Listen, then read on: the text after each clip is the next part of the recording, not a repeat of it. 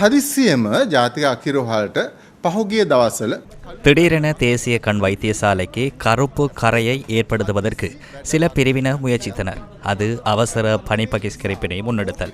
பணி பகிஷ்கரிப்பினால் அதிகளவானவர்கள் சிரமங்களை எதிர்நோக்கினாலும் திரும்பவும் வீடு செல்வதற்கு நேர்ந்தாலும் தேசிய கண் வைத்தியசாலையின் வெளிநோயாளர் சிகிச்சை பிரிவில் தனியாக 2 வைத்தியர்கள் மாத்திரம் நோயாளர்களுக்கான சேவைகளை முன்னெடுத்தனர். அவர்களுக்கு எனது பாராட்டினை தெரிவித்துக் கொள்கின்றேன்.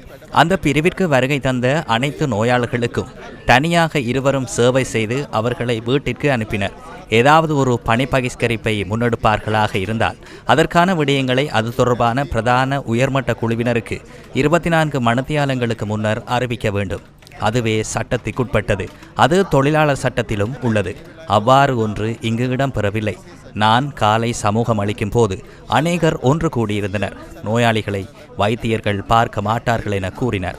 வெளிநோயாளர் சிகிச்சை பிரிவில் சேவைகள் இடம்பெறவில்லை. இந்த சந்தர்ப்பத்தில் உண்மையில் விசேட வைத்திய நிபுணர்களுக்கு எனது பாராட்டுக்களை தெரிவித்துக் கொள்கின்றேன். அவர்கள் தமது நிர்வாகத்தின் கீழ் உள்ள வைத்தியர்களையும் சிரேஷ்ட வைத்தியர்களையும் பயன்படுத்தி அறுவை சிகிச்சை அறைகளிலேயே திட்டமிட்ட அனைத்து அறுவை சிகிச்சைகளையும் செய்தனர்.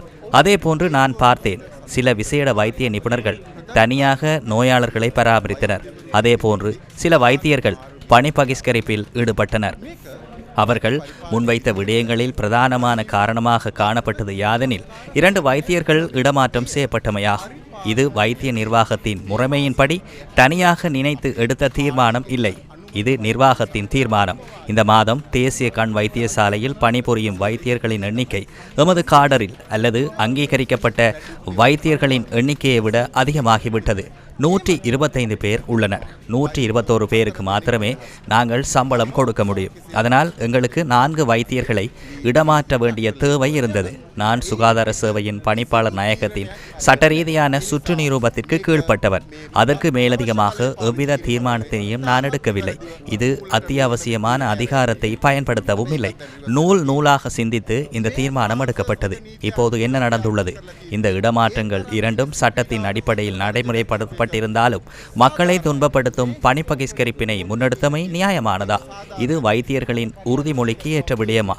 எனது அறிவு என்பது நோயாளர்களை குணப்படுத்த மாத்திரமே என்ற விடயமே உறுதிமொழியில் காணப்படுவதாகும். இந்த தேசிய கண் வைத்தியசாலை என்பது நிரந்தரமாக பணிப்பாளர்களை துரத்தும் வைத்தியசாலையாகும். கடந்த 2-3 வருடங்களுக்குள் 5 பணிப்பாளர்கள் மாறியுள்ளனர். வைத்தியசாலையின் கட்டளைக்கு ஒரு குழுவினர் கீழ்ப்படியவில்லை என்றால் பணிப்பாளர்கள் மீது அவர்கள் அபத்தமான குற்றச்சாட்டுகளை முன்வைத்து சுகாதார அமைச்சுக்கு பல்வேறு மனுக்களை அனுப்புவார்கள். இதன் விளைவாக தற்போதைய பணிப்பாளரை வைத்து இந்த வைத்தியசாலை நிர்வகிப்பது சாத்தியமில்லை என்று சுகாதார அமைச்சு தீர்மானிக்கும். அதனால் சுகாதார அமைச்சுக்கு வேறொரு பணிப்பாளரை பணியமர்த்த நேரிடும். அது எவ்வளவு பயங்கரமானது என்று கூறுவதாக இருந்தால் 2 பணிப்பாளர்களில் ஒருவருக்கு மாரடைப்பு ஏற்பட்டு உயிர் தப்பினார். ஒருவர் உயிரிழந்தும் போனார். இந்த கண் வைத்தியசாலைக்குள் நான் அறிந்த வகையில் எனது நிர்வாக அறிவு அனுபவத்தின் அடிப்படையில் இங்கு எவ்வித நிர்வாக பிரச்சனையும் இல்லை. 100% விசேட வைத்திய நிபுணர்கள் தொடர்ச்சியாக பணிகளை முன்னெடுத்து செல்ல ஆர்வமாக உள்ளனர். ஆனால் இருவரின் செயற்பாடுகளினால் வைத்தியசாலை நிரந்தரமாக குழம்பிய நிலையில் உள்ளது. உண்மையில் இதற்காக அப்பாவி மக்களையே பணயம் வைக்கின்றனர். அவர்கள் உண்பதற்கும் குடிப்பதற்கும் செலவழிக்கின்ற வரியிலேயே எமக்கு சம்பளம் வழங்கப்படுகின்றது. அவர்களுக்கு துரோகம் செய்வது எவ்வளவு கேவலமான விடயம் அல்லவா? அதனால் நோயாளர்களை பணயம் வைத்து பணி பகிஷ்கரிப்பில் ஈடுபடுவதை நிர்வாக ரீதியில் எம்மால் அனுமதிக்க முடியாது. வைத்திய பரிபாலකෙක් විදියට මට අනුමත කරන්න බැහැ.